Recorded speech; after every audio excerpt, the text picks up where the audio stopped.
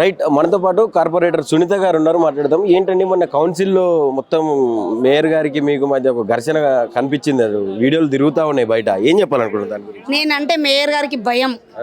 First of all నా అంతేమో నన్ను చూడంగానే ఆమెకి ఏముందంటే ఆమె దగ్గర ఏమేమి ఉన్నాయి, ఏమేమి వస్తువులు ఉన్నాయి, మేము ప్లే కార్డ్స్ తీసుకోపోతే కూడా ఆమె భయపడుతుంది. అంటే మా మీద బీఆర్ఎస్ కార్పొరేటర్ల మీద ఎంత భయం ఉందో ఆమెకి ఇప్పుడు అర్థమైపోయింది. ఫస్ట్ ఆఫ్ ఆల్ నేనంటే ఇంకా భయం ఆమెకు. ఎందుకంటే నేను అడిగిన ప్రశ్నలకు ఆమె జవాబు ఇవ్వలేదు కాబట్టి ఆమెకు భయం. నేను ఒక కార్పొరేటర్ని పట్టుకొని అసలు మిమ్మల్ని ప్రజలు ఎన్నుకున్నారా అని చెప్పి మాట్లాడాల్సినటువంటి పరిస్థితి ఎందుకు ఏర్పడదు కౌన్సిల్? ఆమె ఫస్ట్ అక్కడ మేయర్గా కూర్చున్నది. మరి ప్రజలు అక్కడ మేము ఓటేసి గెలిపించి ప్రజలు మనల్ని కార్పొరేటర్లు చేస్తే మేము ఆమెని మేయర్ చేసినాము. ఆమెకు అది తెలియదు. ఇప్పుడు ఆమె ఇప్పుడు ఎట్లుందంటే మొత్తం కాంగ్రెస్ కాంగ్రెస్ కాంగ్రెస్ అని ఉంది. కాంగ్రెస్ ఇప్పుడు ఇంత ఇచ్చింది అంత ఇచ్చింది, ఏమి ఇచ్చింది ఆడ? ఇచ్చుడు పొంతలు ఏమి లేవాడ, ఏమి లేదు. ఒక కోడిని చూపించి తీసుకుపోతారు అంతేగాని అక్కడ ఏం లేదు. ఒక గల్లీకి ₹1 కోటి అవుతాయి. ఆడ పోతే ఒక రోడ్డు తవ్వుతే డ్రైనేజ్ ఇష్యూ ఉంటుంది, వాటర్ ఇష్యూ ఉంటుంది, అది ఎవరు చూసుకుంటారు? అంటే మీద రోడ్ వేసేస్తే అయిపోయిందా? అంటే ఇప్పుడు ఏందన్నట్టు అంటే ఆమెకు కార్పొరేటర్కి ₹1 కోటి ఇచ్చినామని అంటుంది. ఎవరికి ఇచ్చింది? మా సమస్యల గురించి అండి. మేము గత సంవత్సరం నుంచి అడుగుతున్నాము. ఫుట్ఓవర్ బ్రిడ్జ్ అండి. ఒక ఆడపిల్ల ఇంటి ఆడపరచు మా దగ్గర మెట్టిగూడకు వస్తే బస్ దిగి వస్తుంటే యాక్సిడెంట్ అయింది. రాఖీ గట్టనికి వచ్చిన అన్నకు పాపం ఆడపిల్లకి యాక్సిడెంట్ అయిపోయిందంటే ఎంత బాధాకరమైన విషయం. ఈ రోజు వరకు కూడా ఒక స్వామి మా దగ్గర అయ్యప్ప టెంపుల్ చాలా పెద్దగా ఉంటుంది మెట్టిగూడలో, ఆ స్వామికి కూడా యాక్సిడెంట్ అయింది. మాకు ఫుట్ఓవర్ బ్రిడ్జ్ అడుగుతుంటే ఆమెకు పేయి మీద ఏంటంటే ఏం వారనట్టు అనిపిస్తుంది. ఇప్పుడు అదేదో తొందరలో చూపిస్తాము. ఏంటంటే కేవలం నోటి దూల ఒక్కటే. ఆమెకు అర్థమైపోయింది నాకు మళ్ళీ గెలవను, నేను మేయర్ కాదు, నాకు ఒక చైర్మన్ కూడా ఇయ్యరు ఇక్కడ. ఏంటంటే నేను ఆ పార్టీల నుంచి ఈ పార్టీలోకి వచ్చినా కానీ నాకేం ఇయ్యరని అర్థమైపోయింది. ఆమె విదేశాలకు వెళ్ళబోతుంది. నేను ఒక తెలంగాణ బిడ్డని, నేను తెలంగాణ భాషలో ఇట్లనే మాట్లాడతా. ఆమెకు దమ్ముంటే నా ప్రెస్ మీట్ పెట్టమంటున్నా, తెలంగాణ భాషలో మాట్లాడేది ఉంటే నా ముంగడ రమ్మంటున్నా, మాట్లాడమంటున్నా లైవ్గా. ఆమెకు ఎక్కడెక్కడ ఏమేమి రోడ్స్ తెస్తే ఏమేమి కనీసం ఆమె ఒక మేయర్ కదా, ఆడ ఎంత లెంత్ ఉంటుంది, అక్కడ ఏంది, ఆ ఫీట్ ఏంది అదన్నా చెప్పమనండి. ఏంటంటే నాతోటి మాట్లాడే ధైర్యం లేక అని పిచ్చి పిచ్చి మాటలు. ఇప్పుడు రాబోయే ఎలక్షన్స్ కూడా మేము ఏందో చూపిస్తాము. ఆ 10 మందికి కూడా వాళ్ళకి ఏంటంటే వాళ్ళకు ఒక సిగ్గు శరం అనేది ఉంటే, మా కండవం మీద మా కేసీఆర్ గుర్తింపు మీద గెలిచిరు కాబట్టి వాళ్ళు సిగ్గు శరం అయి ఉంటే ఒక రాజీనామా చేసి ఇమీడియట్గా ఎలక్షన్స్ పెట్టాలి. ఫస్ట్ మంది కార్పొరేటర్లు ఉన్నారు, ఎందుకు మిమ్మల్ని పాయింట్అవుట్ చేసి మాట్లాడాల్సి వచ్చింది? ఒక దళిత కార్పొరేటర్ అని చిన్న చూపా? ఎట్లా దళిత కార్పొరేటర్ అని చిన్న చూపే. కేవలం ఒక దళితనని, ఒక పేద కుటుంబం నుంచి వచ్చినా అని కేవలం నా మీదే పగబడుతుంది ఆమె. ఎందుకంటే ఇప్పుడే కాదు, నేను ఏదున్నా స్ట్రేట్ అండ్ ఫార్వర్డ్ మాట్లాడతా కాబట్టి ఆమెకు అది నచ్చది. ఏంటంటే మేము అట్లా ఆమెతో ఒక ఫ్రెండ్లీగా ఏ రోజు ఉండలేము. ఆమె ఫస్ట్ ఆఫ్ ఆల్ మాకు కావాల్సింది మా ఇంట్లో మా పిల్లలకో మా ఫ్యామిలీకో ఇవ్వమంటలేము, ప్రజల గురించి ఫోటోలు పిచ్చి అడుగుతున్నాం. మేము పబ్లిక్కి ఇబ్బంది అవుతున్నదని అడుగుతున్నాం. పబ్లిక్ మమ్మల్ని ఎలెక్ట్ చేసుకున్నారు, వాళ్ళ సమస్యల గురించి వస్తే మీరు ప్లే కార్డ్స్ దింపేస్తారు. మేము ఎట్లా మాట్లాడాలా? మరి మేము ఏం చూపించాలా మీకు? ఒక రోడ్స్ లేవు ఇంతవరకు, ఒక డ్రైనేజ్లు పొంగి పొరులుతున్నాయి. ఈ రేవంత్ రెడ్డి గారు అన్నారు కదా రోడ్ల కింద బాయిలు తవ్వినామని, ఆ బాయిలు ఇప్పుడు బయటికి వెళ్తున్నాయి. మరి ఆ బాయిలు ఎప్పుడు మూసేస్తాడో కూడా మాకు తెలియదు రేవంత్ రెడ్డి గారు. మరి ఇంకా ₹1 కోటి ఏమో మినిస్టర్కి ఇచ్చిరంట. ఆ పుణ్యం గారు ఎప్పుడు వస్తారో ఎప్పుడు చూస్తారో కూడా మాకు తెలియని పరిస్థితులు ఉన్నాము. కాబట్టి ఇప్పటికి కూడా మేము చెప్పేది ఒకటే, ఆమెకు మా దగ్గర దమ్ము ఉంటే ఇట్లా కేవలం ఆ మేడంతా యాసిడ్ పోసి కడుక్కోమనండి ఫస్ట్. ఎందుకంటే మా కండువతోటి గెలిచింది కాబట్టి ఆ నోరు ఒకటి పినాయిల్ పోసుకొని కడుక్కోమని చెప్పండి. మా నోటి దూల ఎక్కువై నోరు ఎక్కువ మాట్లాడుతున్నది ఆమెదేంతో మేము తొందరలోనే చూపిస్తాము.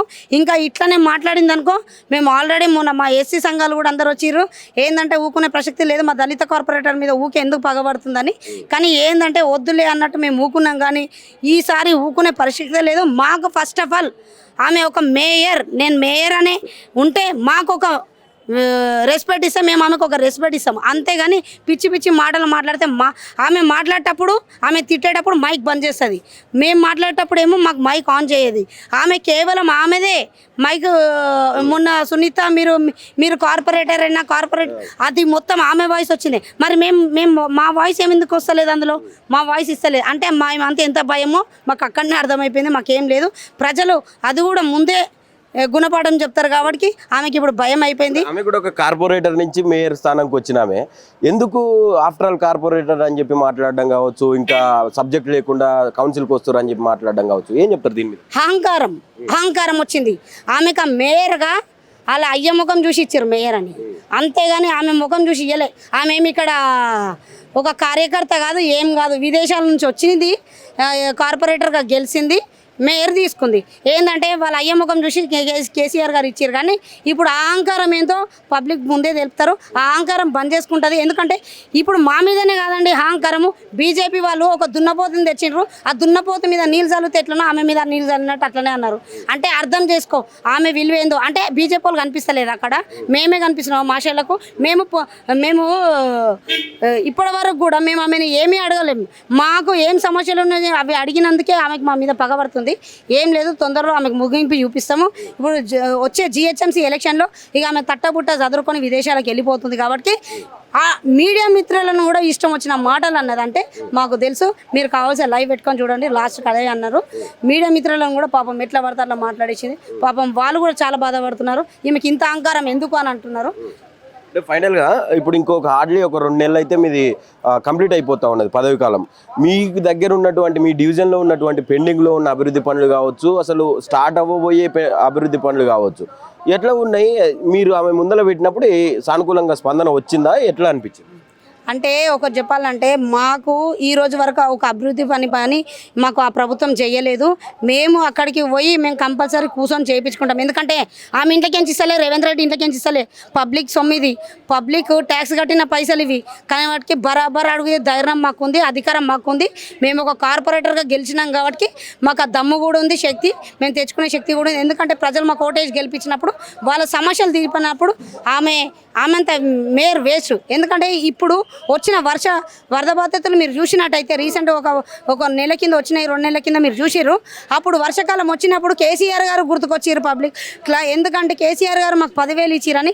ఇప్పుడు కూడా పబ్లిక్ అందరు అదే చూస్తున్నారు. ఏంటంటే కేసీఆర్ గారు వచ్చి మాకు 10,000 ఇస్తారేమో అని. అంటే ఈ మినిస్టర్లు కానీ చైర్మన్లు కానీ అందరూ ఒక జూబ్లీస్నే వచ్చిర్రు. అంటే ఇప్పటి వరకు వరద బాధితులకు వద్దు, నువ్వు కేవలం ఒక గెలవాల్సింది ఒకటే మైండ్లో పెట్టుకొని వాళ్ళు దొంగోట్లతో గెలిచిరు. కానీ అక్కడ ఏం లేదు. అక్కడ కూడా ఏదో మేము గెలిచినామని ఎగురుతుండ్రు. ఆడ ప్రజలందరికీ తెలుసు ఎవరు గెలిచిర్రు. ఒక సునీతమ్మ, ఒక మహిళ, ఒక సింగిల్గా వచ్చింది. మీరు ఒక మహాకూటమి అయ్యి వచ్చిండ్రు, అది ప్రజలందరికీ తెలుసు.